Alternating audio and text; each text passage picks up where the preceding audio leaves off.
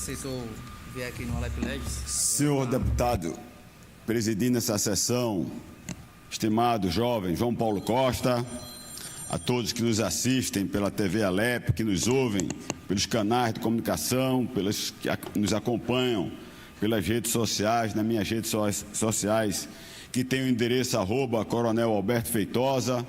Muito bom dia, já que a sessão funciona nesta quarta-feira, no período da manhã. Ontem eu passei o dia ausente aqui na cidade do Recife, do estado de Pernambuco, estava em Brasília para reunião no Partido Liberal, o meu partido, como também acompanhando a sessão conjunta que apreciou alguns vetos, quer seja do presidente Bolsonaro, quer seja do presidente Lula.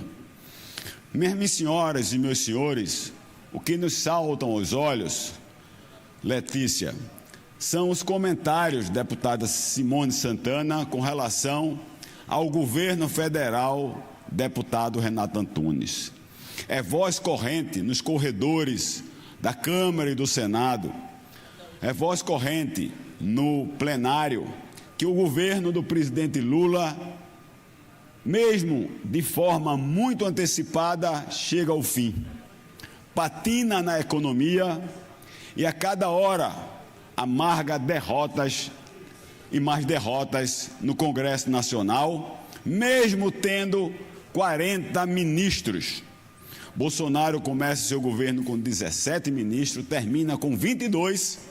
Lula tem 40 ministros, muitos até pessoas totalmente desconhecidas e desqualificadas, com raras e honrosas exceções, que é o caso, inclusive, do nosso ex-colega e irmão do presidente Silvio Costa, mas os demais são ministros desconhecidos e que com muito pouca capacidade, e norteia essa incapacidade e essa incompetência o ministro Haddad, que está levando, de fato, a economia a bancarrotas e toda hora caminhando no Congresso Nacional em busca de mais recursos, mais tributos e sangrar mais a vida e o bolso e a jugular dos brasileiros.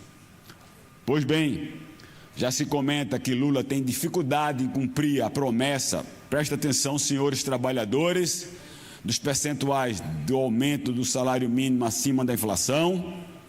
Já se comenta, Diogo Moraes, que Lula terá dificuldade de cumprir os repasses constitucionais da saúde e da educação, que será, então, o fim total do seu governo. Mas voltemos, então, à tarde e noite de ontem de sucesso para o povo brasileiro, que já enxerga no Congresso uma responsabilidade e a força daquilo que foi o legado do presidente Bolsonaro, quando pautas fundamentais, como a liberdade de expressão nas redes sociais, teve ontem o veto 46 de 2021 do presidente Bolsonaro mantido, impedindo que pessoas que se utilizam das redes sociais, principalmente nós políticos, fossem acabar respondendo a um processo ou acabar preso de 1 a 5 anos. Esse veto foi mantido. Mas outro veto, lamentavelmente, para os policiais civis, é uma pena que não esteja aqui o deputado Antônio Moraes, é uma pena que não esteja aqui minha colega Gleide Ângelo, é uma pena que não esteja aqui, mas estava acompanhando lá o deputado Heriberto Medeiros. Foi mantido o veto, e olha de quem foi o veto, do presidente Lula, para impedir a aposentadoria em tempo integral dos policiais civis. Policiais civis que, na sua grande maioria dos sindicatos, no outrora, no passado, defendeu tanto o PT e defendeu tanto Lula.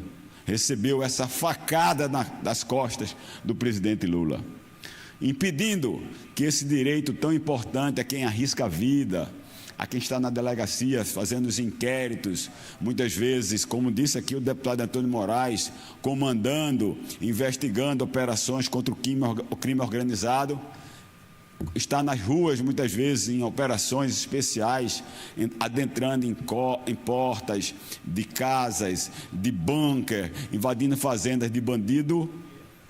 O Congresso Nacional, ontem, atendendo a Lula, manteve esse veto. Esse é o governo de quem defende o trabalhador, mas ele não defende o trabalhador, como disse aqui Abimael, o trabalhador que defende a lei, a ordem, que arrisca suas vidas, como deram as costas aqui os 3 deputados do PT com relação às faixas salariais. Ontem, o presidente Lula deu as costas à Polícia Civil brasileira. Mas temos também que comemorar a derrubada dos vetos do defensor dos seus colegas presidiários.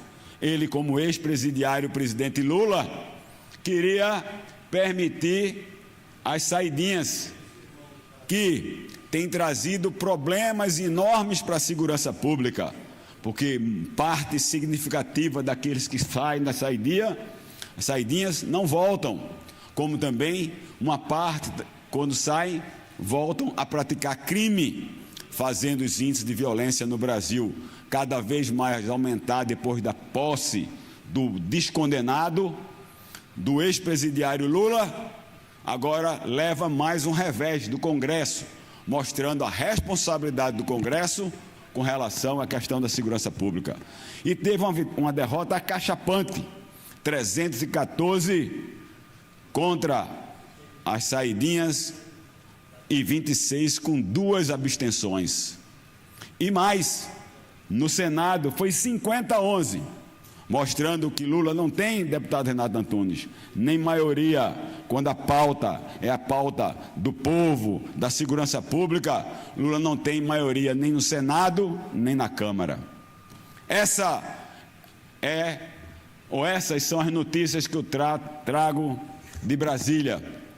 Deputado Cleiton Collins, que com certeza, junto comigo e Júnior de Técio, comemoram toda aquela tarde de ontem e noite do Congresso Nacional. Mas também, deputado Renato Antunes, vou adentrar agora em outra pauta, para comemorarmos, eu e Vossa Excelência, o presidente do nosso partido, Antônio Ferreira, os deputados federais, todos eles presentes no encontro que fizemos segunda-feira, um encontro de extremo sucesso com o deputado federal, filho do nosso presidente Jair Bolsonaro, o 03, como é conhecido, o Eduardo Bolsonaro. Tivemos, na segunda-feira, 27, a oportunidade de receber aqui no Recife o deputado Eduardo Bolsonaro, que desembarcou no aeroporto como tal pai, tal filho, uma demora para poder sair do aeroporto, porque todos pedem para fotografá-lo. Não vejo isso nos deputados do PT, inclusive o Lindenberg Farias reclama isso, ele que deve ser muito bem solicitado para fotografia, quando ele vai comprar algum produto que gosta de fazer uso, talvez nos altos ou nos morros do Rio de Janeiro. Ele deve ter pedido de fotografia, mas quando anda em aeroportos, quando anda na rua, não deve ser pedido para fotografar, se é que anda, se é que consiga andar, porque o que ele defende tanto, Lula, não consegue andar.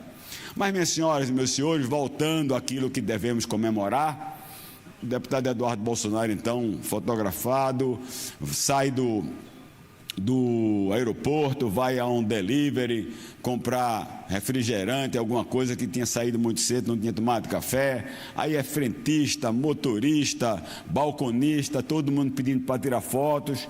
Fomos até o Agreste Pernambucano, deputada Simone Santana, fizemos um evento muito interessante na cidade de Gravatá, onde ele deu palestra sobre redes sociais, principalmente com utilização na política. Retornamos ao Recife, fizemos uma coletiva uma coletiva com vários órgãos de imprensa, onde ele discorre, inclusive, da possibilidade real do pai dele voltar a ser candidato, do julgamento sem a presença do ministro Alexandre de Moraes, com a nova composição do TSE, estando a presidência o Nunes Marques e na vice-presidência o André Mendonça, nos animando demais, porque no mesmo dia sai uma pesquisa que Lula, mais uma vez, derrete sob o ponto de vista de seu governo e de sua popularidade. E depois fizemos um evento que abrimos inscrições para 500 pessoas no Marotel. E com 6 horas, essas 500 inscrições estavam todas preenchidas. Abrimos para mais 100 e no dia seguinte estavam todas também preenchidas.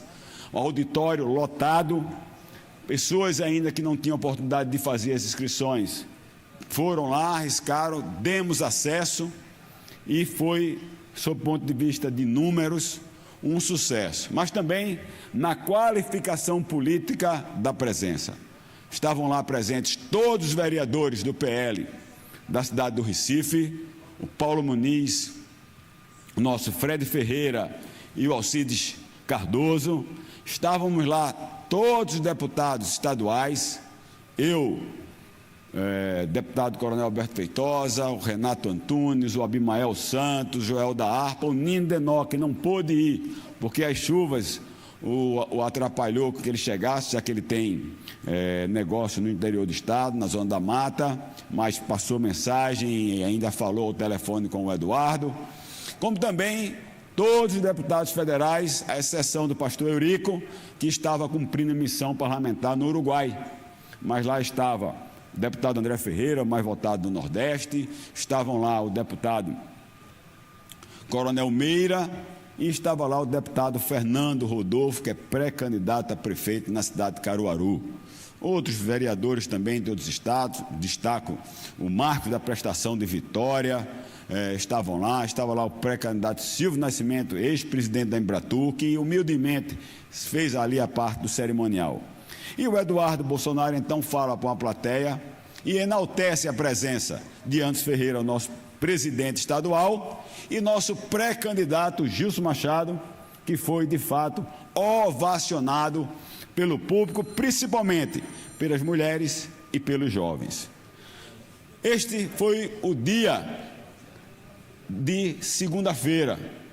Então, de domingo para cá, nós que fazemos a força do bolsonarismo, e a força do bolsonarismo não é pela personificação de uma figura que está lá em São Paulo, usando todo o seu prestígio pessoal e já arrecadou 200 toneladas de donativos só em São Paulo para encaminhar para o Rio Grande do Sul, bem como com a conta que ele abriu no Pix, que ainda não revelou o total, que vai mandar direto para o governo do Rio Grande do Sul, porque não pode dar ao interventor nomeado por Lula, que eu aqui já falei, que é um absurdo, que se eu fosse presidente, tenho também absoluta certeza, deputado João Paulo Costa, se Vossa Excelência estivesse na presidência da República, Vossa Excelência não nomearia seu secretário de comunicação, um jornalista, para uma ação dessa, com intenção claras eleitorais. E o que pior, esse jornalista é conhecido no inquérito da Lava Jato como Montanha, dado talvez pela quantidade de outros produtos que ele tenha, né, naquela operação. Então, e aí, ato contínuo, Montanha consegue pedir a seu chefe Lula, o ex-presidiário, que libere para que ele possa fazer toda e qualquer compra lá, ou obra, sem fazer nenhum processo de licitação. Se preparem o Brasil, se preparem os gaúchos para mais uma operação de escândalo naquela recuperação do Rio Grande do Sul. Mas Bolsonaro faz diferente. Vai aos estádios, reúne as pessoas em várias cidades, pede donativo, cataloga tudo, filma, bota no caminhão e manda entregar lá. E todos os recursos que são arrecadados é através do Pix que ele criou. Era isso que eu tinha, senhor presidente, além de dizer da satisfação de poder voltar ao meu estado de Pernambuco, mas dizer que estou muito feliz, porque Recife, Pernambuco e o Brasil, logo, logo, vai voltar à pátria do bem. Deputado Clayton Colles, Deus, que é o respeito, enaltecendo e trabalhando a fé, os valores da nossa pátria, os valores família, sobretudo proteção às nossas crianças e a nossa liberdade, que estamos hoje aqui comemorando com a manutenção do veto 46 de 2021 por 317 a 139 votos, que permite a nós políticos, ao povo em geral e principalmente à imprensa brasileira a fazer seu trabalho. Lamentável, deputado Chaparral, que hoje a grande mídia, eu tive a oportunidade de assistir a todas, fala do veto das saidinhas, mas não trata do veto daquilo que mais interessa a elas, que são realmente o veto das fake news. Colegas aí, jornalistas, estão aí, se entreolhando, poderiam eles estão sendo responsabilizados por alguma notícia, como quer o presidente Lula calar, a exemplo do que já fez na Venezuela, do que já fez em Cuba, que já fez, está fazendo Ortega, inclusive perseguindo jornalistas e padres e políticos de oposição. O Brasil está livre disso. Viva o Brasil! Deus, pátria, família e liberdade.